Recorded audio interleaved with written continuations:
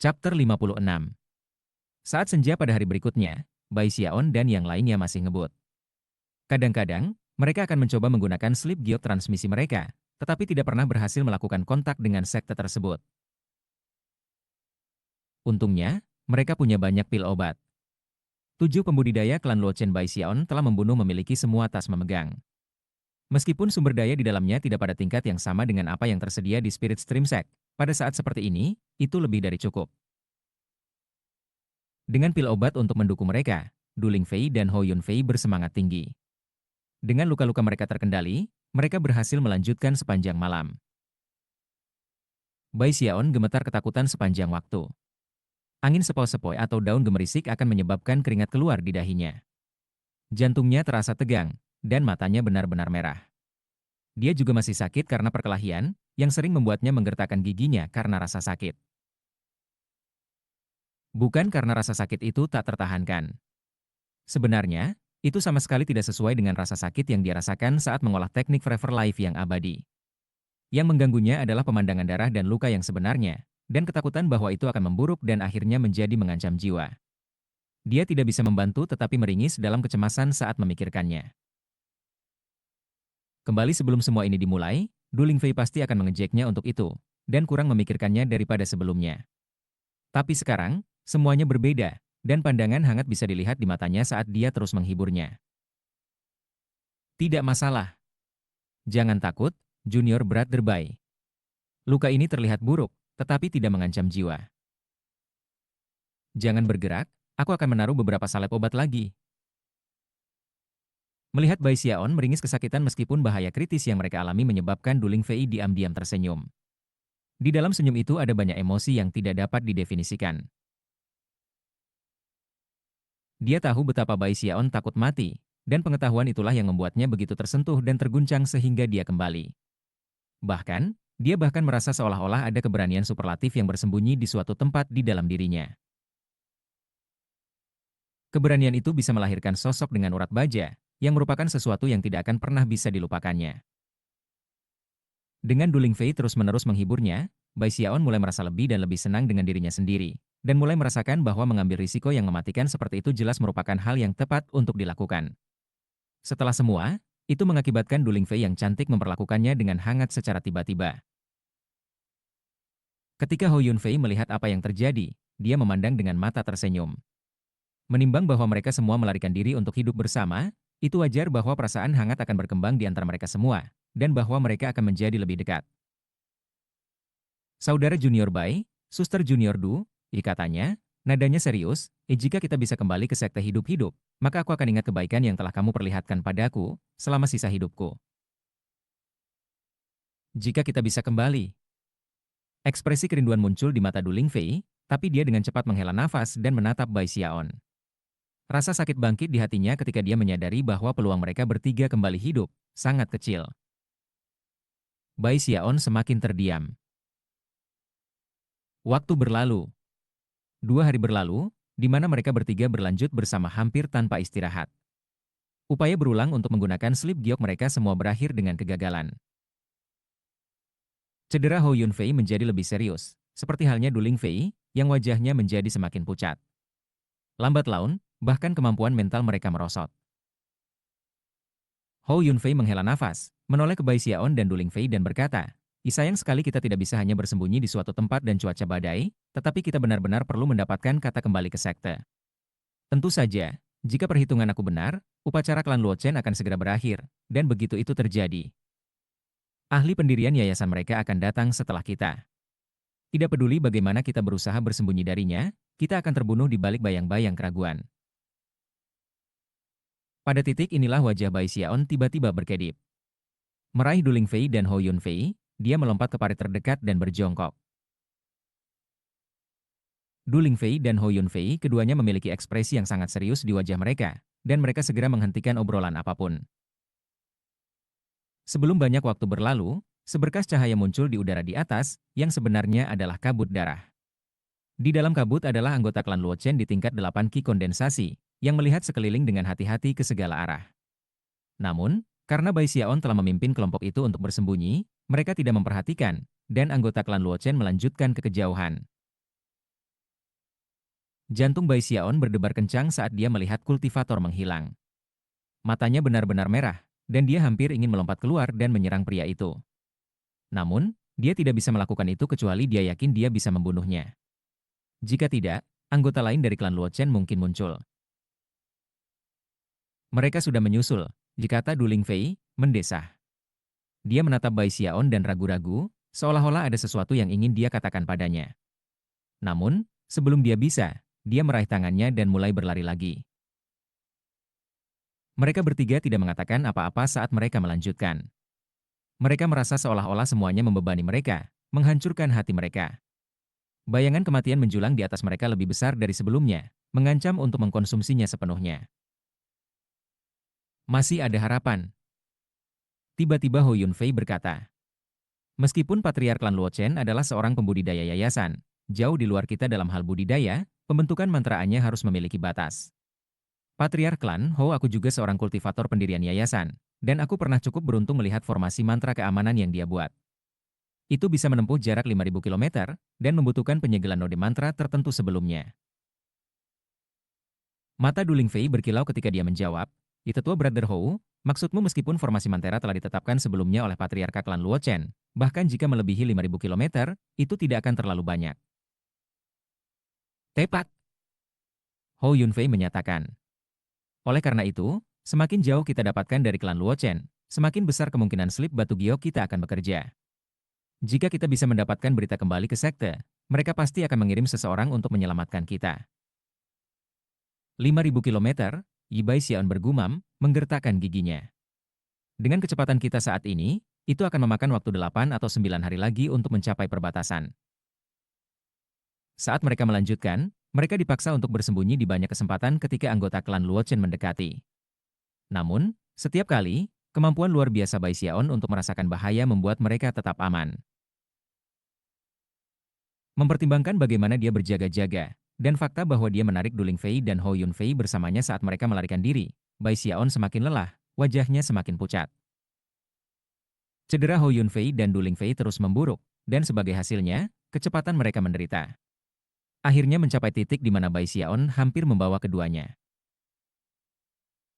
Bai Xiaon lebih berhati-hati dari sebelumnya saat dia memimpin mereka selama 3 hari berturut-turut. 3 hari berlari dan bersembunyi membuat Bai Xiaon semakin terkuras. Wajahnya kurus saat dia memimpin kelompok itu ke lembah. Namun, setelah mengambil hanya beberapa langkah di dalam, wajahnya berkedip, dan dia menarik Du Lingfei dan Hou Yunfei ke samping, di mana mereka bersembunyi di balik batu besar. Sayangnya, mereka agak terlalu lambat, dan beberapa saat kemudian mereka bisa mendengar suara seseorang bersiul di udara ke arah mereka. Sinar cahaya putih turun dari udara, membanting ke batu yang mereka sembunyikan di belakang, benar-benar menghancurkannya. Hou Yunfei batuk seteguk darah, dan Du Lingfei tidak bisa mencegah darah mengalir keluar dari sudut mulutnya. Dengusan dingin terdengar di udara. Jadi, disinilah tempat kamu bersembunyi. Seorang pembudidaya klan Luo Chen muncul, berdiri di atas kabut darah. Dia berada di tingkat ketujuh Ki kondensasi, dan memegang cermin di tangan kirinya. Begitu dia melihat mereka, dia menampar tasnya memegang dan menghasilkan slip giok. Tepat ketika dia akan mengirimkan beberapa informasi, Hou Yunfei berteriak, jangan biarkan dia melakukan kontak. Du Lingfei yang berwajah pucat baru saja akan melepaskan pedang terbang ketika Bai Xiaon, yang perlahan mundur, mengertakkan gigi dan berhenti di tempat. Mata merah, lutut bergetar, dia memfokuskan ki dan darahnya, dan kemudian tanah di bawah kakinya hancur saat dia meluncurkan dirinya ke udara, berubah menjadi seberkas cahaya. Bahkan ketika pembudidaya klan Luo Chen hendak mengirimkan informasi, Bai Xiaon menghambur ke arahnya dengan kecepatan luar biasa. Wajah kultivator jatuh, dan dia jatuh kembali, tidak berhasil membuat kontak. Melakukan gerakan mantra, dia mengayunkan cermin dengan tangan kirinya, menyebabkan seberkas cahaya untuk menembak ke arah Bai Xiaon. Mata Bai Xiaon berkilauan dengan cahaya ganas, alih-alih menghindar, dia membiarkan cahaya putih menghantamnya. Tuduhannya membawanya ke depan menuju kultivator klan Luo Chen yang terkejut, di mana ia mengulurkan tangan kanannya, menyentuh ibu jari dan jari telunjuknya bersamaan. Cahaya hitam melesat keluar dan menempel ke tenggorokan pembudidaya. Pegang cerushing tenggorokan. Suara retak terdengar, dan mata pembudidaya itu melebar. Darah mengalir keluar dari mulutnya, dan dia jatuh terguling-guling, Pesan untuk sesama anggota klannya tidak terkirim. Darah juga mengalir keluar dari mulut Bai Xiaon saat dia mengumpulkan tas memegang musuh, lalu berjalan kembali ke Duling Fei. Di sana, dia gemetar dan hampir jatuh ke tanah, tetapi menggertakkan giginya dan berhasil tetap berdiri. Ayo pergi, katanya, menarik Duling Fei dan Hou Yunfei. Lepaskan aku, kata Hou Yunfei. Kalian berdua pergi. Tanpa aku, kamu akan sedikit lebih cepat. Tatapannya adalah salah satu tekad saat dia melihat Bai Xiaon dan Duling Fei. Duling Fei menatap Bai Xiaon dengan dalam, dan tiba-tiba mengatakan sesuatu yang telah dia renungkan selama beberapa hari terakhir. Junior berat terbaik, mengapa kamu tidak pergi sendirian? Diam, teriak Bai Xiaon. Aku takut mati, tapi aku mempertaruhkan nyawaku. Tidak mungkin kalian berdua akan membuat pengorbanan itu tidak berarti apa-apa. Ayo pergi. Bersama-sama. Tidak memberi mereka kesempatan untuk berbicara lebih jauh, dia menarik mereka berdua. Hou Yunfei dan Duling Fei tidak mengatakan apa-apa lagi, tetapi mereka lebih terharu dari sebelumnya. Bai Xiaon sangat berhati-hati saat dia memimpin mereka ke depan, terus berubah arah, dan berhati-hati untuk menghindari pembudidaya klan Luochen ketika mereka sudah dekat. 3 hari lagi berlalu. Saat itu malam, dan sambaran petir sesekali menari-nari melintasi langit. Awan hitam terbentuk, dan hujan mulai turun, tetesan besar seukuran manik-manik yang menyebabkan suara percikan memenuhi udara.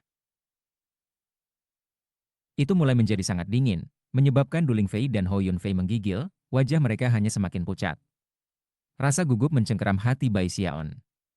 Mengetahui bahwa dua lainnya tidak akan mampu bertahan dalam cuaca yang begitu dingin, ia menemukan sebuah gua di gunung, tempat ia menyalakan api.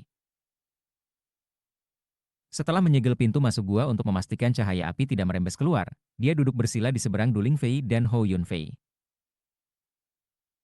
Api mendesis dan muncul, dan membiarkan cukup panas untuk secara bertahap menghilangkan dingin. Sedikit warna secara bertahap kembali ke wajah Duling Fei dan Hou Yunfei, meskipun mereka masih terlihat sangat pucat. Mereka bertiga duduk diam di gua, menonton api, dan kesal. Akhirnya, Bai Xiaon terkekeh dan memecah keheningan. Di dalam 3 hari lagi, kita harus bisa melewati tanda 5.000 kilometer itu. Hahaha, tunggu saja sampai kita kembali ke sekte. Ini pasti akan dihitung sebagai layanan berjasa besar. Aku ingin tahu hadiah apa yang akan kita dapatkan. Du Lingfei menatapnya, tatapannya lembut. Hou Yunfei hendak tertawa, tetapi begitu dia membuka mulutnya, dia batuk darah, dan wajahnya memucat saat dia bergoyang di ambang kehancuran. Setelah semua hari berlari, mereka sudah lama kehabisan pil obat. Bai Xiaon bangkit dan baru saja akan pergi dan memeriksa Hou Yunfei, ketika tiba-tiba wajahnya berkedip. Dia melambaikan lengan bajunya untuk melindungi kedua temannya saat batu yang dia gulingkan ke tempatnya untuk menghalangi cahaya api tiba-tiba meledak. Chapter 57. Sebuah ledakan besar bergema saat batu itu pecah. Saat Bai Xiaon melambaikan pecahan peluru itu, udara dingin masuk dengan cepat. Api menari-nari, cahaya yang berkedip-kedip menunjukkan seorang lelaki tinggi tegap yang berdiri di luar. Dia berotot, dengan mata dingin, dan tombak panjang di tangan. Dia berada di tingkat ke-8 Ki kondensasi, dan tampaknya lebih kuat dari Chen Yu. Putra mahkota sudah mati, katanya. Dengan hujan seperti ini dan luka-luka seperti milikmu, kamu tidak bisa mengatasi kedinginan, dan terpaksa mencari tempat seperti ini untuk bersembunyi. Aku harus mencari lebih dari 100 gunung sebelum menemukan kamu, tetapi disinilah kamu.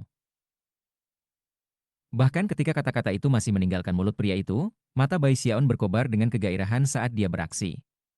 Meskipun pria kekar itu tampak seperti tipe impulsif, dia sebenarnya cukup hati-hati. Alih-alih menyerbu ke gua untuk bertarung, ia malah jatuh kembali. Dalam sekejap mata, Bai Xiaon keluar dari gua dan di bawah guyuran hujan.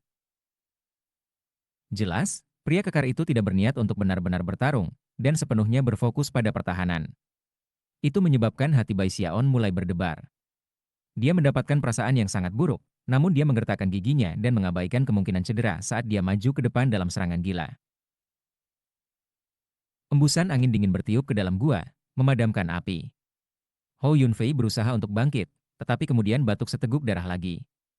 Du Lingfei menggertakkan giginya dan berjalan terpincang-pincang ke mulut gua, di mana dia melakukan gerakan mantra dan menunjukkan, mengirim pedang terbang menembaki pria kekar. Sesaat kemudian, jeritan mengerikan berdengung keluar ke malam badai. Pria kekar itu telah ditikam melalui dada dengan pedang kayu.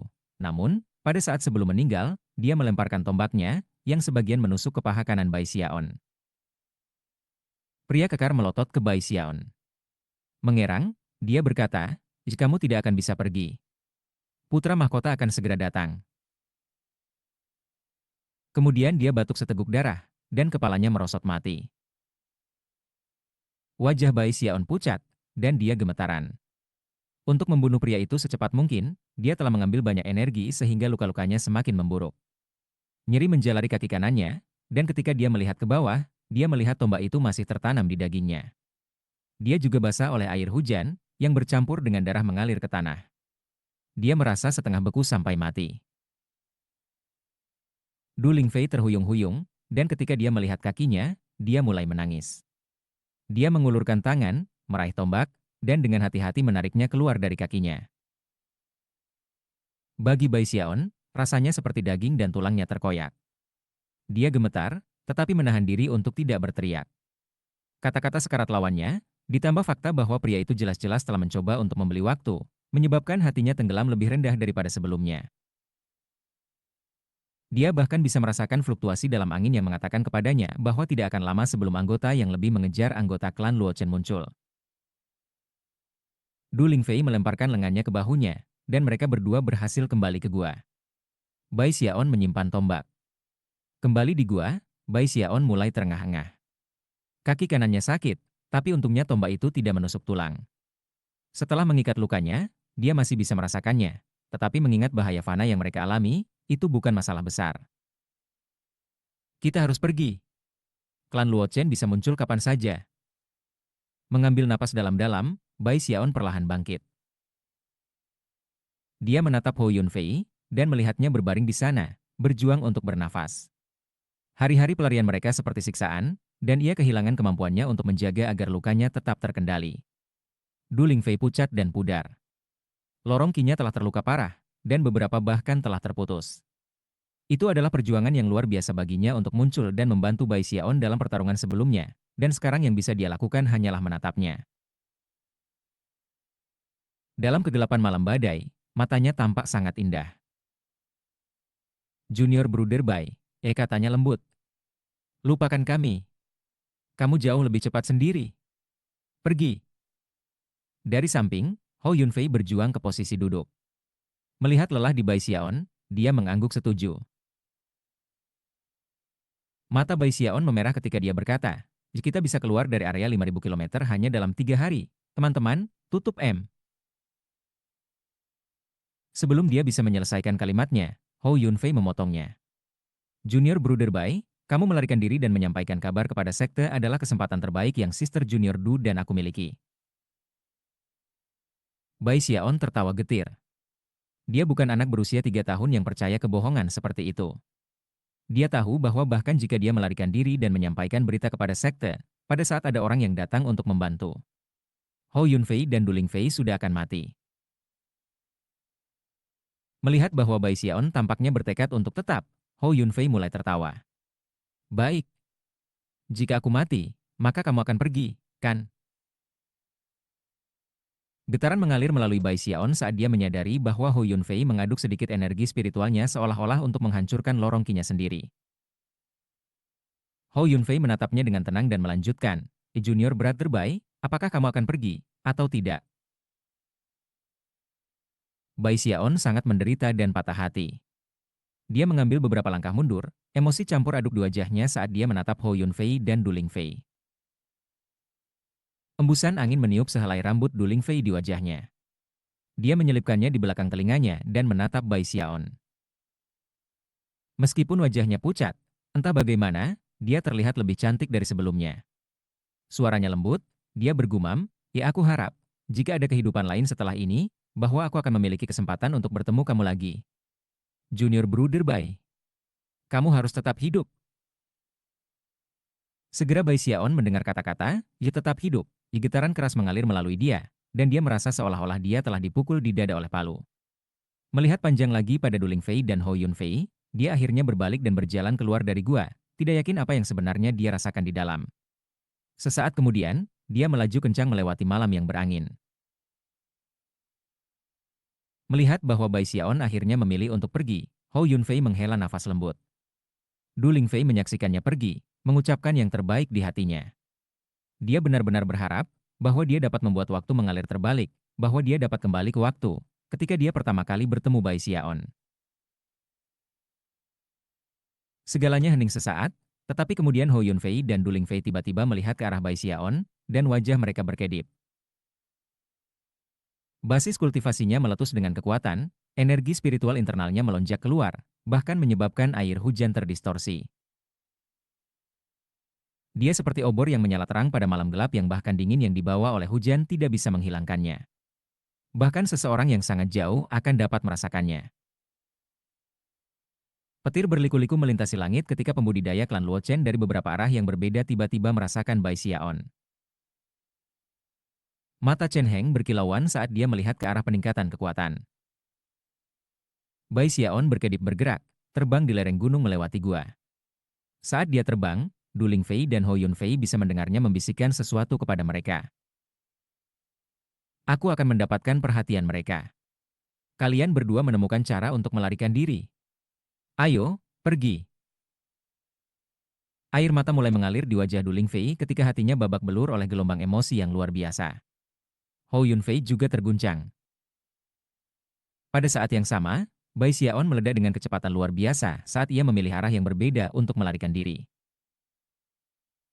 Bai Xiaon melesat, terkekeh-kekeh dan menangis di bagian atas paru-parunya. Yi mati.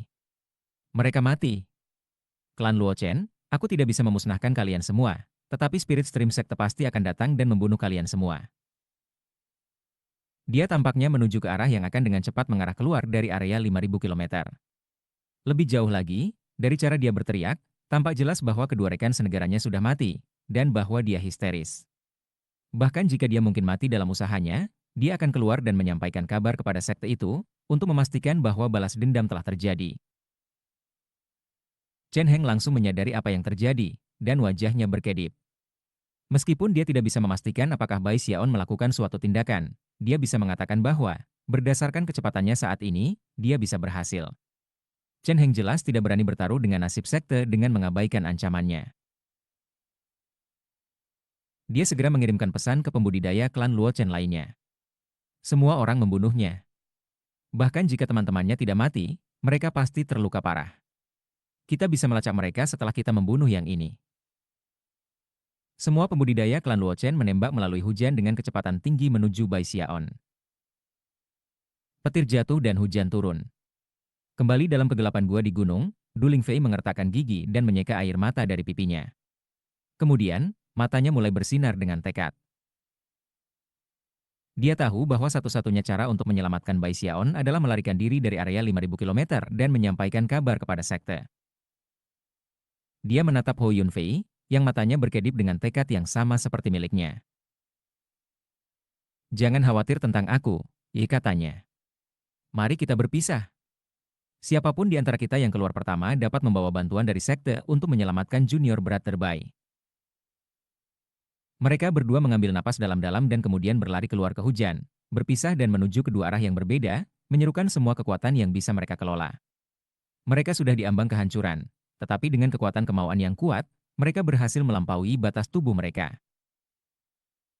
Guntur meledak dan kilat jatuh.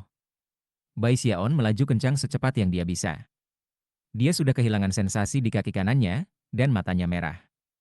Sensasi krisis mematikan berdentam di setiap inci tubuhnya. Dia takut akan mati, yakin bahwa kematian tepat pada tumitnya, diambang menelannya. Dia tidak yakin apakah tindakannya tadi impulsif atau tidak, atau apakah dia mungkin menyesali keputusannya atau tidak. Setelah semua, tujuan kultivasi abadi adalah untuk hidup selamanya. Bahkan, masih ada suara di kepalanya yang memberitahunya untuk melarikan diri sendiri. Namun, dia tidak bisa melupakan perasaan bagaimana rasanya berjuang dengan kedua temannya untuk bertahan hidup. Perasaan menghadapi bahaya sebagai tim adalah sesuatu yang tidak bisa dia singkirkan. Dia tidak bisa melupakan bagaimana Hou Yunfei mengancam untuk bunuh diri agar Bai Xiaon pergi, atau senyum indah di wajah pucat Du Lingfei. Jika dia hanya bisa memilih ketakutan akan kematian, atau kesetiaan kepada teman, dia akan memilih yang terakhir. Tetua Sister Du, Tetua Brother Hou, kamu harus tetap hidup. Sambil menggertakkan giginya, dia terbang maju dengan meninggalkan sembrono. Kamu ingin memusnahkan kami, klan Luo Chen. Baiklah, ayo.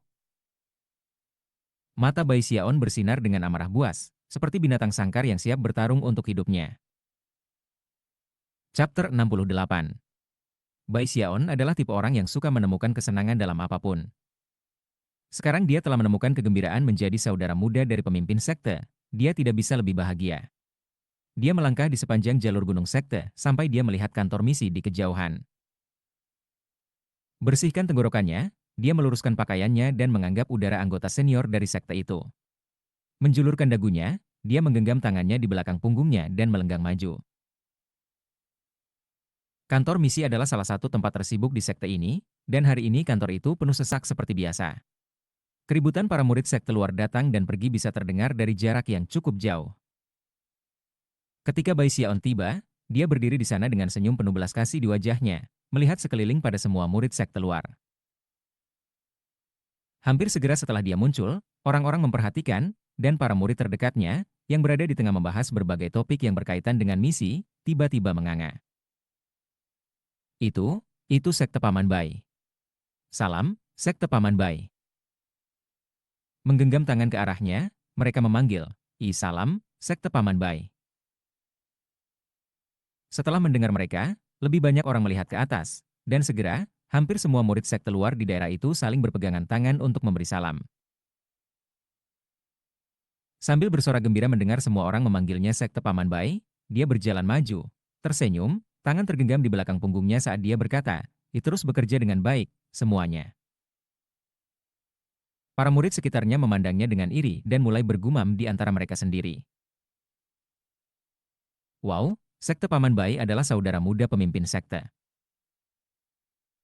Ada beberapa penjaga kehormatan yang ditempatkan di kantor misi, dan ketika mereka melihat Bai Xiaon berjalan, mereka buru-buru bangkit dan menggenggam tangan untuk memberi salam. Hampir seluruh kantor misi terhenti ketika semua orang berpaling untuk melihat. Bai Xiaon hanya menjadi lebih menarik. Lanjutkan, semuanya, katanya. Tidak perlu khawatir tentang aku. Aku hanya di sini atas nama pemimpin sekte saudara tetua untuk memeriksa murid-murid sekte luar dari sekte Stream Roh. Kebahagiaan bersemi di lubuk hatinya yang paling dalam. Menanggapi kata-katanya, para murid di sekitarnya sekali lagi menggenggam tangan, dan bahkan para tetua dari kantor misi keluar dan mengangguk sopan kepadanya. Namun, meskipun Bai Xiaon dengan jelas mengatakan kepada mereka untuk tidak mengindahkannya, dia tidak pergi. Dia berjalan melalui kerumunan, mengangguk kepada orang-orang yang dia kenal dan berseru dalam panggilan mereka, di sekte Paman Bai. Beberapa murid bahkan mengatakannya 10 kali. Segera, penampilan aneh muncul di wajah mereka ketika mereka menyadari bahwa ternyata, Bai Xiaon benar-benar datang untuk mendengar mereka memanggilnya sekte Paman Bai. Pada akhirnya, dia memutuskan untuk tidak mendorong terlalu jauh. Melambai pada semua orang, dia melangkah pergi, dan tak lama kemudian kantor misi kembali ke keadaan normal. Status yang luar biasa, pikirnya, matanya bersinar. Tidak hanya dia merasa sangat bahagia, yang paling penting, dia bisa tahu bahwa statusnya sangat jauh dari orang lain. Murid prestise. Saudara muda pemimpin sekte. Mungkin juga hanya mengatakan bahwa tidak ada seorang pun di sekte ini yang akan berani memprovokasi aku, kan? Setelah mencapai titik ini dalam pemikirannya, Bai Xiaon tertawa terbahak-bahak dan bergegas ke arah 10.000 pavilion obat. 10.000 obat pavilion, juga penuh sesak. Tidak butuh waktu lama baginya untuk sampai ke sana, dan ketika dia melakukannya, dia menatap ke atas ke-10 prasasti batu dan mendengarkan semua orang memanggilnya sekte Paman Bai. Dia berdiri di sana selama beberapa saat, mendesah, sampai ekspresi aneh mulai muncul di wajah para murid. Dengan enggan, dia pergi. Pada saat itu, malam telah tiba, tetapi dia tidak merasa lelah sama sekali, dan pergi ke salah satu lokasi di mana banyak murid sekte luar tinggal. Su Baochai baru saja keluar, dan ketika dia melihat Bai Xiaon, dia segera menggenggam tangan. Bai Xiaon memukul bahu Su Baochai dan kemudian berbicara dengan nada bijak, menegur. Ah, ini kamu, Little Treasure. Setelah semua waktu aku pergi, kamu belum membuat banyak kemajuan dengan basis kultivasi kamu. Kami tidak bisa memilikinya. Kamu harus bekerja keras pada kultivasi kamu. Rahang Subaochai terjatuh, dan dia mengerjap. Hatinya bergetar sedikit setelah mendengar Bai Xiaon memanggilnya, harta karun. Pada usia ini, hanya ayahnya yang memanggilnya sesuatu seperti itu, dan bahkan kemudian, hanya secara pribadi. Meskipun merasa agak aneh, dia tidak berani mengatakan apa-apa, dan hanya mengangguk setuju. 1. Aku, maksudku, sebagai orang penting seperti diriku. Bai Xiaon tiba-tiba menyadari bahwa dengan posisi seperti dia, tidak pantas untuk menyebut dirinya sendiri sebagai aku. Jadi dia memutuskan untuk mencoba membuat dirinya terdengar seperti orang penting, seperti Li Qinghou. Dia berdeham. Menjepit tangannya di belakang punggungnya, dia menjulurkan rahangnya dan berkata, sebagai orang penting seperti diriku, aku tidak terlalu akrab dengan daerah ini. Bisakah kamu menunjukkan aku sedikit?" Su Baochai tidak punya pilihan selain segera mulai menunjukkan Bai Xiaon sekitar. Semakin banyak murid yang kembali ke rumah, dan ketika mereka melihat Bai Xiaon, mereka tampak sedikit terkejut. Banyak dari mereka sudah melihatnya sebelumnya di kantor misi dan 10.000 paviliun obat-obatan. Melihatnya di sini menyebabkan mereka bertukar pandangan bingung. Namun, mereka tidak memiliki pilihan lain selain untuk berpegangan tangan dan memberikan salam. Bai Xiaon sekali lagi menikmati kemuliaan status ini. Jai melonjak dalam hatinya saat melihat satu murid sek keluar setelah salam persembahan lain. Sudah larut malam sebelum akhirnya dia pergi, merasa sangat senang dengan dirinya sendiri. Saat dia berjalan, dia melihat peternakan ayam ekor roh, dan memutuskan untuk mampir. Tak lama, panggilan, Sekte Paman Bai, dapat didengar. Ketika dia pergi, dia memegang dua ayam roh ekor di tangannya. Ah, tunjangan memiliki status. Ketika aku ingin makan ayam sebelumnya, aku harus mencuri mereka. Sekarang aku bisa mengambilnya secara terbuka. Siapa yang berani memprovokasi aku sekarang? Ya, kakakku adalah pemimpin sekte. Bai Xiaon menyenandungkan sedikit nada ketika dia berjalan kembali ke kediamannya, memancarkan aura kebanggaan dan kepuasan diri. Dini hari berikutnya, ketika matahari baru saja terbit, Bai Xiaon merangkak keluar dari tempat tidur, merasakan semangat yang sangat tinggi. Meluruskan pakaiannya, dia memandangi dirinya sendiri di cermin tembaga dan memilih pose terbaik yang bisa dia buat, lalu melangkah keluar. Kemudian dia pergi melakukan hal-hal dengan cara yang sangat serius, seolah-olah itu adalah pekerjaannya. Dia tidak pergi ke kantor misi, tetapi sebaliknya, mengunjungi banyak lokasi lain di Fragrant Cloud Peak. Dia bahkan pergi menonton kompetisi pertempuran. Sepanjang hari, dia mendengar banyak orang memanggilnya Sekte Paman Bai. Baginya, hampir seolah-olah dia telah menjadi dewa. Semangatnya begitu tinggi sehingga dia hampir meledak. Dan kemudian, hari ketiga tiba. Lalu yang keempat, dan yang kelima. Dia berjalan di sekitar sekte selama lebih dari 10 hari berturut-turut. Pada saat itu, hampir semua murid sekte luar di puncak awan harum telah memanggilnya Sekte Paman Bai, dan hampir gila. Untuk memanggil anak seperti dia Sekte Paman mungkin baik-baik saja jika itu hanya terjadi sekali. Tetapi semakin mereka harus menyebutnya, semakin buruk perasaan mereka. Hari-hari Bai Xiaon panjang dan memuaskan, dan dia sangat menyukainya ketika dia bertemu dengan orang-orang yang dia kenal. Dia akan cepat-cepat datang dan memanggil salam. Suatu hari dia melihat Xiao Iduo. Mata bersinar, dia bergegas dan meraih lengannya dan berkata, Sekte keponakan Iduo, lama tidak bertemu. Jangan terburu-buru. Ketika Xiao Iduo mendengar istilah, keponakan sekte, wajahnya berkedut. Sekte Paman Bai, kita pernah bertemu satu sama lain beberapa kali dalam beberapa hari terakhir. Bai Xiaon berkedip, lalu berdeham. Pada saat itulah dia melihat orang lain di dekatnya, seseorang yang telah memperhatikannya dan baru saja berbalik untuk pergi. Katanya, Sekte keponakan Xiang, lama tidak bertemu. Dia dengan cepat melepaskan Zhao Duo dan bergegas berdiri di depan Chen Xiang, wajah berseri-seri. Chen Xiang sepertinya hampir gila. Dia telah bertemu Bai Xiaon setiap hari baru-baru ini, biasanya setidaknya 3 kali. Dari apa yang dia dengar, itu sama dengan semua orang yang secara pribadi mengenal Bai Xiaon. Orang yang paling parah mengalami semuanya adalah orang sial yang menyebut dirinya Lord Wolf, yang konon dikunjungi oleh Bai Xiaon puluhan kali per hari. Sekte Paman Bai. Aku punya sesuatu untuk diurus. Aku harus lari. Chen Xiang segera melarikan diri seolah-olah hidupnya tergantung padanya. 10 hari kemudian, para murid sekte luar di puncak awan harum mulai berpura-pura tidak memperhatikan Bai Xiaon. Itu tentu saja membuatnya kurang senang, dan memaksanya untuk lebih sering mengambil inisiatif. Bai Xiaon meraih salah satu mantan penggemar Yao Xinqi dan berkata, Ayah, kamu tampak sangat akrab. Ayo, ayo, sebagai orang penting seperti aku terkadang melupakan banyak hal. Sudahkah kita bertemu? Murid itu tampak benar-benar celaka ketika Bai Xiaon mulai mengobrol dengannya. Setelah waktu yang cukup berlalu untuk membakar dupa, dan setelah murid memanggilnya sekte Paman Bai lebih dari 30 kali, Bai Xiaon akhirnya tampak senang, dan membiarkan murid yang tampak menyedihkan pergi. Namun, strategi seperti itu tidak bisa bertahan lama. Setelah menyadari bahwa semua orang menghindarinya, dia memutuskan bahwa dia perlu mengambil lebih banyak inisiatif. Pada hari-hari berikutnya, ia sering membersihkan tenggorokannya untuk mengingatkan orang-orang akan kehadirannya. Hasilnya hanya rata-rata, membuat Bai Xiaon merasa sangat sedih. Untungnya, ada seorang gadis lain selain Duling Fei yang Bai Xiaon temukan cukup memesona. Adalah Hou Xiaomei, yang akan mengambil inisiatif untuk datang menemukannya setiap hari.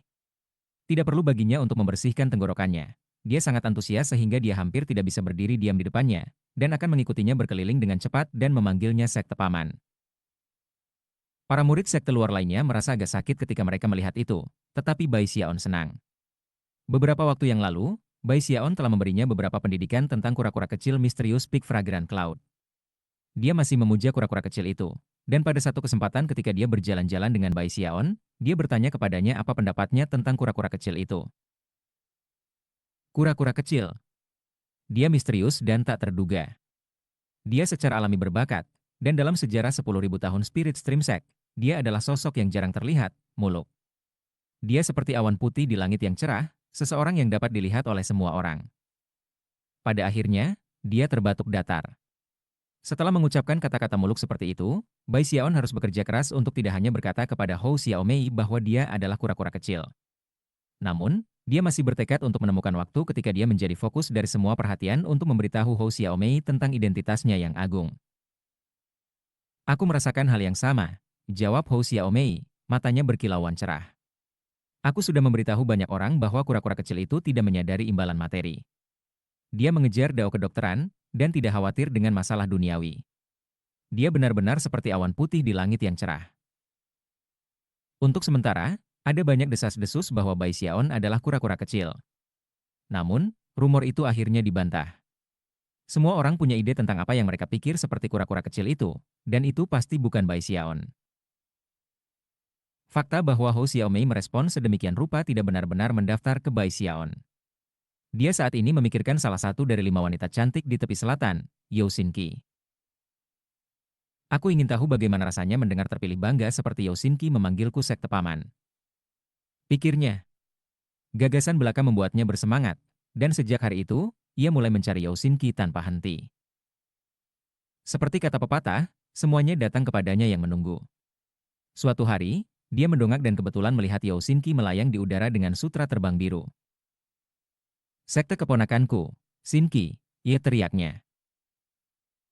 Wajah Yao Xinqi berubah menjadi ekspresi yang tidak sedap dipandang. Dia telah mendengar tentang apa yang telah dilakukan Bai Xiaon selama sebulan terakhir, dan tahu bahwa semua murid sekte luar telah berbicara tentang masalah ini dengan nada takut. Ketika kata-kata, sekte keponakan Xinqi, memasuki telinganya, merinding muncul di seluruh tubuhnya. Dia segera berpura-pura seolah-olah dia belum mendengarnya dan melanjutkan perjalanannya. Namun, bagaimana dia bisa membayangkan bahwa Bai Xiaon akan dengan keras berlari di bawahnya, menangis di bagian atas paru-parunya. Sekte keponakan Xinqi, ayolah, ngobrol dengan sekte pamanmu tentang hidup. Dia benar-benar penuh dengan kegembiraan, dia telah mencari Xinqi selama beberapa waktu, dan setelah akhirnya bertemu dengannya, tidak mungkin dia menyerah begitu saja. Yao Xinqi mengertakkan gigi dan menambah kecepatan. Hanya dengan meninggalkan Fragrant Cloud Peak dia akhirnya bisa mengguncangnya. Bai Xiaon memperhatikan saat dia terbang, dan menghela nafas dengan menyesal. Ah, itu tidak masalah. Kamu bisa terbang, tetapi pada akhirnya aku juga bisa terbang. Suatu hari, aku akan membuat kamu memanggil aku Sekte Paman Bai. Merasa agak tertekan, dia menatap langit yang mulai gelap dan kemudian pergi mencari Du Lingfei. Begitu dia melihat dia datang, dia menutup mulutnya dengan tangannya saat dia tertawa. Sekte Paman Bai, Sekte Paman Bai, Sekte Paman Bai. Roh Bai Xiaon langsung melonjak karena pesona Du Lingfei. Beberapa hari sebelumnya, salah satu dari sekte tetua telah menganggapnya sebagai magang karena layanan yang telah diberikannya. Kemudian dia ditugaskan ke Eastwood City untuk melayani sebagai penjaga kehormatan Spirit Stream Sect di sana. Itu adalah peluang besar bagi Du Lingfei. Setelah menghabiskan beberapa tahun di Eastwood City, mengingat pengalaman masa lalunya dan pelayanan yang baik, dia akan langsung dipromosikan menjadi sekte dalam. Selain itu, ia akan memiliki banyak otoritas di Eastwood City, dan akses ke sumber daya budidaya yang lebih berlimpah daripada yang tersedia di sekte utama. Bai Xiaon menghela nafas dengan menyesal saat melihatnya pergi. Kemudian dia terus berkeliaran di Fragrant Cloud Peak untuk mencari hal-hal menarik untuk dilakukan. Waktu berlalu. Sebulan kemudian, kata-kata Sekte Paman Bai menjadi agak tabu. Setiap kali ada yang memikirkan mereka, mereka akan tertawa pahit. Pada titik itu, Bai Xiaon akhirnya sampai pada kesimpulan bahwa sudah waktunya untuk mengakhiri masalah ini. Aku, Bai Xiaon, adalah saudara muda dari sekte-sekte pemimpin Junior Spirit. Aku adalah paman sekte bagi semua murid, bukan hanya para murid di Fragrant Cloud Peak. Aku tidak bisa mendiskriminasi puncak gunung lainnya. Aku perlu mengunjungi mereka juga. Setelah berpikir sebentar, dia memutuskan bahwa itu adalah hal yang benar untuk dilakukan. Dengan demikian, dia menuju ke puncak Violet Cauldron. Chapter 59. Pada saat yang hampir bersamaan dengan suara Chen Heng menggema, Bai Xiaon, yang masih terjepit di pohon, memandang ke atas. Sebuah sinar gagah berani muncul di matanya saat dia meraih panah yang menonjol dari bahunya, lalu dengan kejam menariknya keluar, mengabaikan rasa sakit yang menusuk yang dihasilkan. Darah menyembur keluar, dan panah itu sendiri menarik keluar potongan daging. Rasa sakit itu sendiri begitu kuat sehingga Bai Xiaon bergetar. Namun, tanpa sedikit pun keraguan, dia melepaskan seni kontrol Cauldron Violet Ki. Menggunakan Heaviness in Likeness, dia melemparkan panah kembali ke kultivator klan Luo Chen. Teriakan menusuk menggema di udara saat panah melaju cepat. Karena penggunaan Heaviness in Likeness, kekuatan panah itu seperti gunung yang menjulang tinggi. Pada saat yang sama, tangan Bai Xiaon melintas dengan gerakan mantra, mengirim pedang kayunya terbang keluar dalam serangan mematikan kedua. Aura muram dan suram mengamuk. Pertemuan mematikan berturut-turut dengan anggota klan Luo Chen telah memberikan Bai Xiaon pengalaman langsung yang luar biasa dalam pertempuran. Lebih jauh lagi, itu menunjukkan bahwa ia tampaknya memiliki bakat luar biasa sebagai seorang pejuang yang tersembunyi jauh di tulang belulangnya, sesuatu yang jarang ia ungkapkan kepada dunia. Itu hanya dipamerkan sekarang karena banyak situasi hidup dan mati yang dia hadapi. Kultivator klan Luo Chen yang baru saja akan menembakkan panah kedua terkejut. Dia tidak pernah membayangkan bahwa Bai Xiaon bisa begitu kejam. Bahkan, sekarang dia menyadari bahwa Bai Xiaon mungkin sangat sengaja membiarkan dirinya dipukul dengan panah, semua dengan tujuan untuk dapat membuat serangan balik yang hampir instan ini. Pria itu jatuh kembali seketika. Dia berada di lingkaran besar tingkat 8 Ki kondensasi, dan sebagai seseorang yang sering bertarung dengan berbagai binatang buas di pegunungan Valenstar, sangat berpengalaman. Dia tahu bahwa dia telah kehilangan inisiatif dalam pertempuran, tetapi bahkan ketika dia mundur, dia memilih untuk tidak mengaktifkan pertahanan apapun. Sebagai gantinya, dia mengambil keuntungan dari momen singkat yang dia miliki untuk menyelesaikan menggambar busur. Apakah kamu akan memblokir yang ini? Dia meraung, sinar kejam di matanya saat dia meluncurkan panah kedua. Dalam perkiraannya, Bai Xiaon pasti akan menggunakan pedang kayunya untuk memblokir panah, yang akan menghilangkan salah satu dari dua ancaman mematikan yang sedang menuju ke arahnya, dan akan memberinya kembali inisiatif. Namun, pada saat itulah mata Bai Xiaon memerah. Dia tahu bahwa dia tidak bisa memberikan lawannya kesempatan sekecil apapun untuk bergerak. Jika dia melakukannya, maka kemungkinan besar dia akan dibunuh. Sambil menggertakkan giginya, dia memutuskan untuk tidak menggunakan pedang kayu untuk pertahanan, dan sebaliknya membiarkan panah untuk menutup dan menusuk ke perutnya. Pada saat yang sama, panah yang dia lemparkan melesat maju dan menembus ke dada pria itu. Darah menyembur kemana-mana ketika pria itu menjerit. Matanya bersinar karena kejutan ketika dorongan itu mendorongnya mundur lebih cepat. Saat itulah pedang kayu Bai Xiaon menusuk pria itu seolah-olah itu menuntut untuk mengakhiri hidupnya. Dengan gerakan menebas yang cepat, itu benar-benar memotong kepala pria itu, yang jatuh ke tanah. Setelah menyelesaikan hal-hal ini, Bai Xiaon batuk seteguk darah, namun tidak ragu sejenak untuk berlomba ke sampul pohon, di mana ia menghilang. Setelah beberapa lusi napas waktu berlalu, banyak pembudidaya klan Luochen lainnya tiba di lokasi. Ketika mereka melihat sekeliling, ekspresi kaget muncul di wajah mereka ketika mereka menyadari bahwa Bai Xiaon sangat kejam sehingga dia bahkan akan melukai dirinya sendiri untuk membunuh lawannya. Sesaat kemudian, kilatan cahaya bisa terlihat saat putra mahkota Chen Heng muncul. Dia memandangi kepala anggota klannya yang terputus, dan kemudian jejak darah lain di daerah itu. Ekspresinya berubah suram, dan niat membunuh yang kuat terpancar keluar darinya. Juga di daerah itu adalah 5 anggota klan lainnya, 3 diantaranya berada di tingkat ke-8 Ki kondensasi, dan 2 berada di urutan ke-7. Chen Feng, Chen Gu, kalian berdua pergi mencari yang lain. Kami tidak bisa membiarkan diri kami keluar dari wilayah kami. Kamu semua, kamu ikut dengan aku. Kami membawa kembali kepala orang ini. Dengan itu, Chen Heng menjentikan lengan bajunya dan menuju ke pepohonan. Keduanya yang berada di tingkat ke-7 Ki kondensasi mematuhi perintah Chen Heng dan melanjutkan pencarian mereka. 3 lainnya mengikuti Chen Heng ke pohon-pohon, mata berkedip-kedip dengan keinginan untuk membunuh. Di dalam hutan yang menutupi pegunungan tanpa nama, Bai Xiaon melanjutkan, pusing dan pandangan kabur. Bahunya, perutnya, dan kaki kanannya terluka parah. Karena hawa dingin yang dibawa oleh hujan, dia menggigil bahkan lebih ganas daripada biasanya. Apakah aku akan mati? Pikirnya, tertawa getir. Melihat semua lukanya, dan rasa sakit yang menusuk tulang yang menyertai mereka, menyebabkan air mata mengalir di matanya. Dia tiba-tiba teringat gambar orang tuanya, terbaring sakit di ranjang kematian mereka. Kemudian dia ingat bagaimana dia menyaksikan tubuh mereka perlahan-lahan semakin dingin dalam kematian.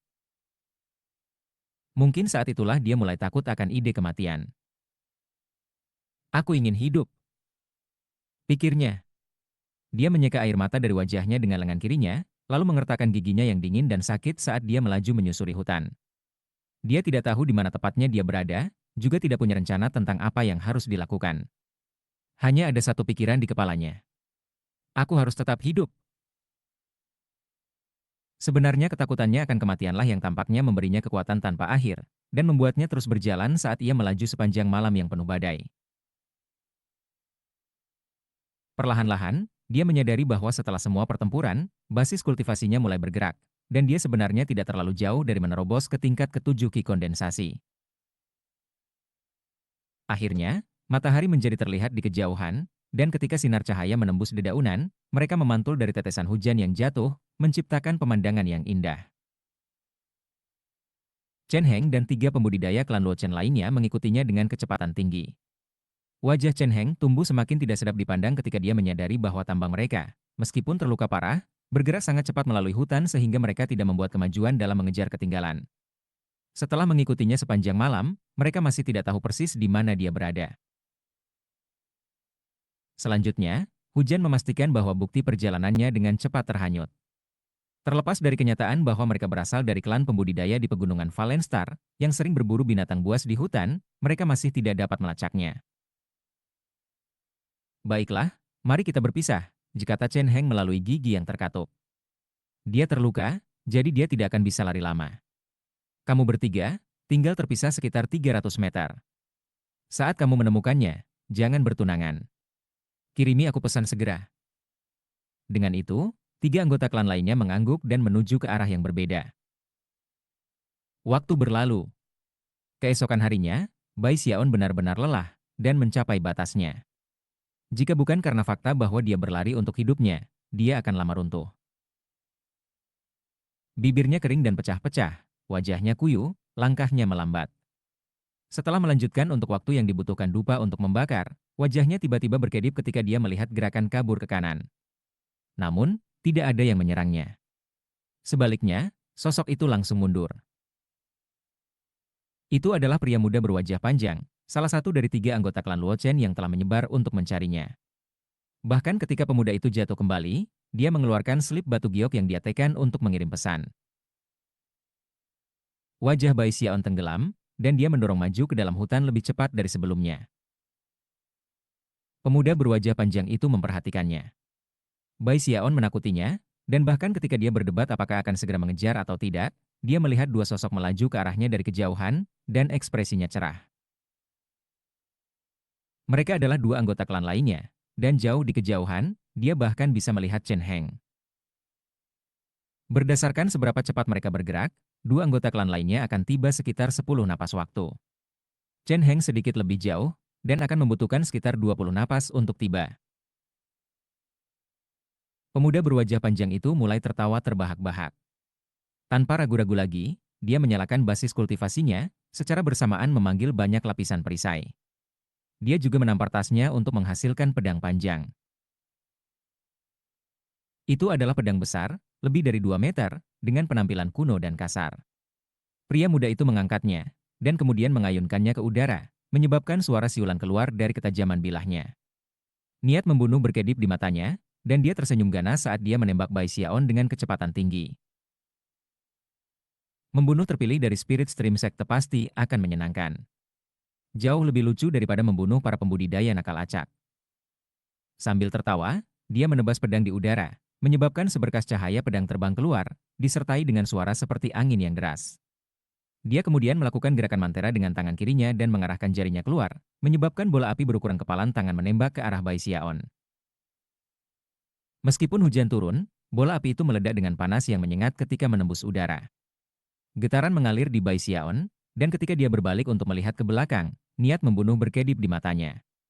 Dia sangat sadar bahwa jika dia tidak segera mengambil lawan ini, tidak mungkin baginya untuk melarikan diri. Namun, pada saat Bai Xiaon berbalik, pemuda berwajah panjang tiba-tiba jatuh kembali, mata berkedip-kedip dengan cemoohan. Sama sekali tidak mungkin dia akan memberi Bai Xiaon kesempatan untuk menjadi dekat dengannya. Satu-satunya tujuannya saat ini hanyalah untuk mengulur waktu. Tangan Bai Xiaon mengepal, dan dia mulai berlari lagi. Namun, pemuda berwajah panjang itu dengan cepat ikut campur, menunda dia lagi. Beberapa napas waktu berlalu, dan dua anggota klan lainnya mendekat. Ketika mereka melihat Bai Xiaon, basis budidaya mereka berkobar dengan kekuatan. Pada saat yang sama, pemuda berwajah panjang itu mulai tertawa. Alih-alih berdansa seperti sebelumnya, dia melepaskan semua kecepatan yang bisa dia kumpulkan. Bersama dengan dua sesama anggota klannya, dia menembak mati ke arah Bai Xiaon. Tiga basis budidaya di tingkat ke-8 Ki kondensasi. Ketika Chen Heng melihat serangan pembunuhan dilepaskan, dia merasa sedikit lebih nyaman. Dia cukup yakin bahwa, tidak peduli trik apapun yang ditarik Bai Xiaon, dia pasti akan terbunuh. Sayang sekali, katanya dengan dingin. Dia bahkan tidak memiliki kesempatan untuk tumbuh dewasa. Namun, sebelum dia bahkan bisa mengedipkan matanya, ekspresinya berkedip. Bahkan ketika tiga sosok mendekati Bai Xiaon, melepaskan berbagai kemampuan ilahi yang mematikan dan teknik magis, tangan kanan Bai Xiaon melintas dengan gerakan mantra. Pedang kayunya terbang ke arah lawan tengah, dan dia melemparkan pukulan ke arah yang lain. Ledakan terdengar saat pedang kayu itu diblokir. Namun, serangan kepalan tangan mendarat, mengirim target jatuh kembali, darah menyembur keluar dari mulutnya. Bai Xiaon juga batuk darah saat lukanya memburuk. Namun, sebelum dia bisa mundur, pemuda berwajah panjang itu mendekat dan menebas dengan pedangnya yang panjang, mengirimkan ledakan cahaya pedang ke arah Bai Xiaon. Di saat bahaya kritis, Bai Xiaon nyaris tidak berhasil memelintir tubuhnya untuk menghindari pukulan ke jantung. Bila itu menusuknya, langsung menyebabkan keringat keluar di seluruh tubuhnya.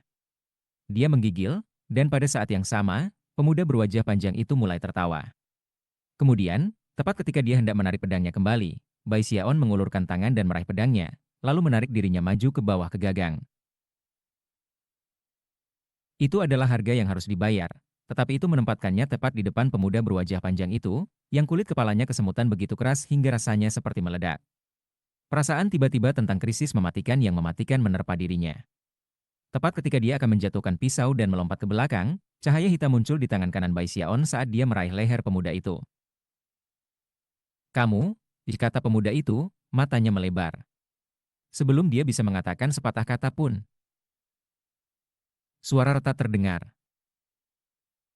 Lehernya hancur. Chapter 60. Perkembangan mendadak terjadi terlalu cepat.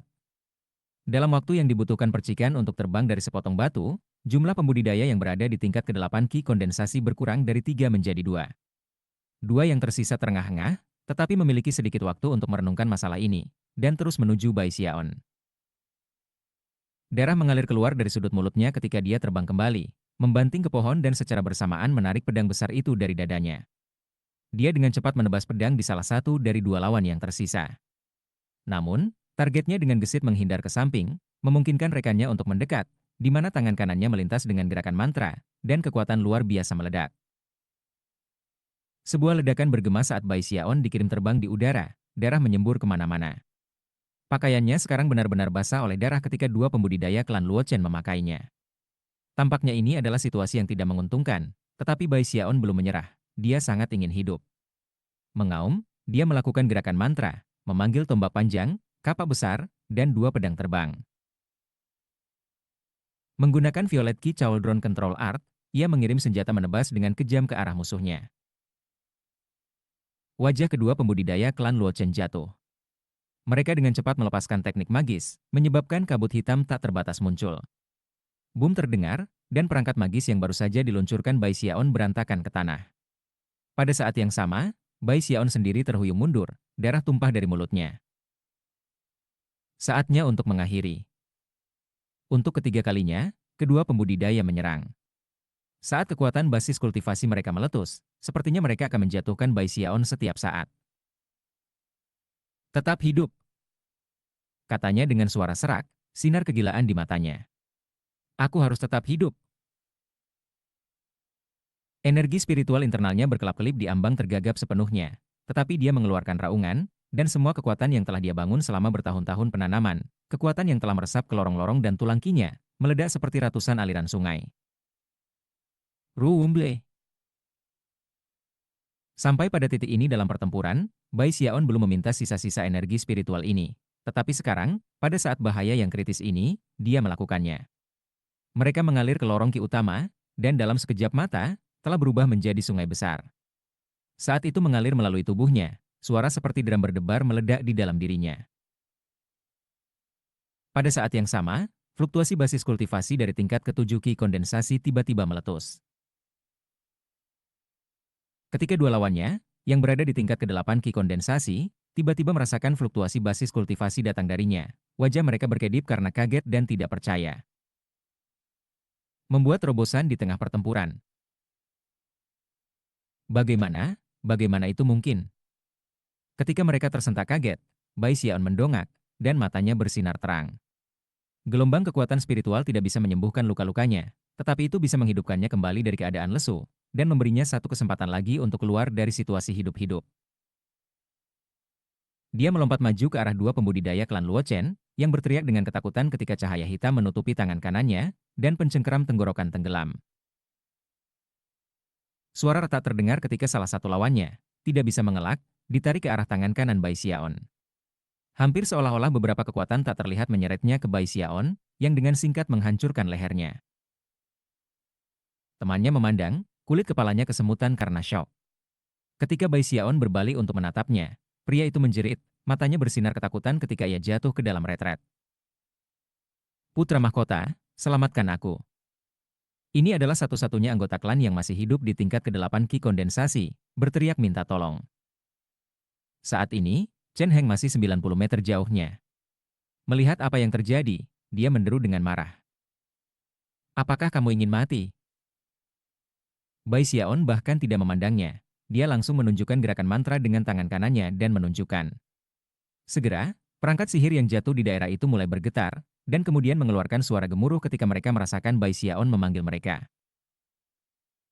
Kemudian mereka tiba-tiba terbang ke udara, bergerak jauh lebih cepat dari sebelumnya, melaju ke arah Chen Heng yang mendekat untuk menghalangi jalannya. Suara ledakan terdengar saat Chen Heng terpaksa berurusan dengan senjata. Dia berada di tingkat ke-9 ki kondensasi, tetapi bahkan dia tidak bisa langsung melewati mereka. Saat Chen Heng sedang tertunda, Bai Xiaon mendekat pada pembudidaya yang tersisa. Mata berkedip-kedip dengan niat membunuh, dia melepaskan serangan tinju. Ledakan bergema keluar, dan darah menyembur dari mulut pria itu. Dia baru saja akan terus mundur, tetapi tidak menyadari bahwa Bai Xiaon baru saja melakukan gerakan mantera dengan tangan kirinya. Sebuah pedang kayu muncul di belakang pria itu, mendekat tanpa suara dan kemudian menikam kepalanya dengan hujan darah. Mata pria itu melebar ketika ia jatuh ke tanah, di mana ia berkedut beberapa kali, darah mengalir keluar dari mulutnya. Matanya memudar, dan dia mati. Setelah menyelesaikan hal-hal ini, Bai Xiaon terhuyung ke samping. Meskipun dia baru saja mengalami terobosan basis kultivasi, serangkaian gerakan mematikan yang baru saja dia lepaskan telah hampir sepenuhnya melelahkannya. Darah terus mengalir keluar dari mulutnya ketika dia sekali lagi meluncur ke hutan. Dia tahu bahwa lawan terakhirnya adalah yang terkuat di antara mereka semua, dan sudah bisa merasakan bahwa dia berada di tingkat ke-9 Ki kondensasi. Tingkat ke-9 Ki kondensasi. Pikirnya pahit. Hasratnya yang membara untuk hidup menyebabkan darahnya melonjak ke dalam hatinya. Dia tahu bahwa kali ini, apakah dia akan mati, atau lawannya akan. Tidak ada opsi ketiga. Saat ia mundur, Chen Heng melolong marah. Dia dikelilingi oleh kabut darah, yang menyebabkan perangkat sihir bergetar, dan kemudian mulai retak. Beberapa saat kemudian, mereka meledak, dan Chen Heng melesat keluar dari dalam kabut darah. Ketika dia melihat sekeliling pada tiga rekan senegaranya yang sudah mati, dia meraung marah, lalu menembak setelah Bai Xiaon. Mereka berdua melaju melalui hutan pegunungan yang tak bernama, menuju lebih dalam dan lebih dalam. Guntur meledak, meskipun saat itu siang hari. Tidak ada kilat yang terlihat, tetapi hujan turun semakin deras. Apakah kamu Shangguan Tianyo, atau Lu Tianlei? Teriak Chen Heng. Dia dengan cepat melakukan gerakan mantra, menyebabkan 9 aliran kabut darah untuk menembak ke arah Bai Xiaon, seperti 9 anaconda berwarna darah. Aku kakekmu. Bai Xiaon balas, meskipun wajahnya sangat pucat. Setelah menghindari serangan, dia melirik putra mahkota, yang semakin dekat saat ini. Dengan gemetar, dia berjongkok, lalu menembak ke depan dengan kecepatan yang bahkan lebih besar. Bahkan ketika Chen Heng bersiap untuk melakukan hal yang sama, kaki Bai Xiaon menabrak pohon, menghentikannya di tengah penerbangan. Kemudian, dia memutar, meminjam momentum pohon saat itu kembali untuk menembak ke arah Chen Heng. Aku tidak peduli siapa kamu, kata Chen Heng. Hari ini, kamu akan mati. Niat membunuh berkedip di matanya, dan tangan kanannya melintas dengan gerakan mantera. 9 anaconda darah sekali lagi menembak ke arah Bai Xiaon dengan rahang menganga. Mata Bai Xiaon merah padam saat dia melolong. Tangannya melambai dalam gerakan mantra dua tangan saat dia memanfaatkan energi spiritualnya yang tersisa untuk membentuk kuali ungu. Kuali langsung menyebar ke sekelilingnya, benar-benar menghalangi jalan 9 anaconda darah saat dia menabrak Chen Heng. Permainan anak-anak, kata Chen Heng sambil tertawa dingin. Gerakan mantra lainnya mengubah 9 anaconda darah menjadi kabut, yang kemudian terbentuk kembali di sekitarnya dalam bentuk tengkorak berwarna darah. Kemudian tengkorak itu bergerak ke arah kuali violet.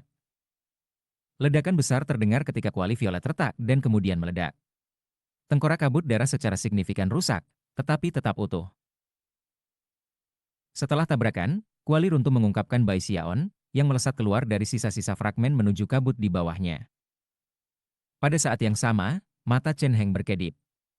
Kemudian dia melompat ke atas dari kabut, tangan kanan memancarkan gerakan mantra untuk menghasilkan wajah hantu yang ganas. Pada saat yang sama, dia melemparkan kepalanya ke belakang dan menatap Bai Xiaon.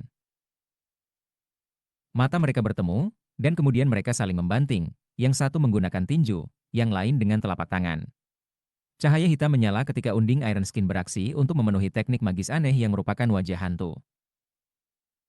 Ledakan memekakkan telinga terdengar. Darah menyembur keluar dari mulut Bai Xiaon, dan suara pecah terdengar dari dalam dirinya ketika dia dikirim jatuh ke belakang seperti layang-layang dengan talinya terpotong, untuk membanting ke pohon terdekat. Chen Heng terguncang, dan wajahnya pucat. Ki dan darahnya bergejolak, dan keterkejutan mengisi dirinya tentang betapa kuatnya Bai Xiaon. Namun, dia langsung menembak balik ke arah lawannya, mengangkat tangan kanannya, yang menyebabkan semua kabut di daerah itu membentuk bersama menjadi wajah besar berwarna darah yang hancur menuju Bai Xiaon. Mata Bai Xiaon berkedip dengan keganasan yang berasal dari didorong ke sudut. Dia memutar di udara, menunjuk ke arah Chen Heng untuk melepaskan seni kontrol Caudron Violet Ki. Dia tidak menggunakannya untuk mengontrol objek acak, tetapi sebaliknya, tubuh Chen Heng. Itu adalah teknik yang belum pernah didengar Chen Heng sebelumnya. Tiba-tiba, kekuatan yang kuat melilitnya, seolah-olah tangan raksasa telah meraihnya. Dia tertawa dingin ketika basis kultivasinya meletus, dan wajah berwarna darah melolong, menyebabkan energi spiritual Bai Xiaon hancur. Pada saat yang sama, Chen Heng bergetar. Pada saat itulah pedang kayu melesat ke arahnya, dan Bai Xiaon juga menyerbu, tidak menahan apapun yang disebut sebagai kekuatan penuh dari kulit besi abadinya. Apa lelucon? Kata Chen Heng, menjentikan lengan bajunya. Wajah berwarna darah melewati dia, menghancurkan ke arah pedang kayu. Ketika keduanya bertemu, pedang kayu itu bergetar, tetapi tidak pecah. Sebaliknya, itu menusuk melalui wajah, membuka celah. Bai Xiaon terjun melalui celah itu, mengandalkan kulit besi yang tidak mati untuk menangani cedera. Saat dia menembak, mata Chen Heng berkedip, dan dia melakukan gerakan mantera dengan tangan kanannya. Gelombang jari menyebabkan busur cahaya berwarna darah muncul, pisau melengkung yang diiris ke arah Bai Xiaon. Dalam sekejap mata, cahaya berwarna darah melengkung menghantam Bai Xiaon, yang batuk seteguk darah. Namun, tinjunya, yang didukung oleh kekuatan penuh dari basis kultivasinya, meroket. Sebuah ledakan terdengar ketika Chen Heng didorong mundur oleh beberapa langkah, wajahnya kehabisan darah. Namun, Bai Xiaon belum selesai. Pada saat ini, sepertinya dia benar-benar tertarik pada kekuatannya dan bahkan kekuatan hidupnya, untuk melepaskan serangan ledakan. Rumble.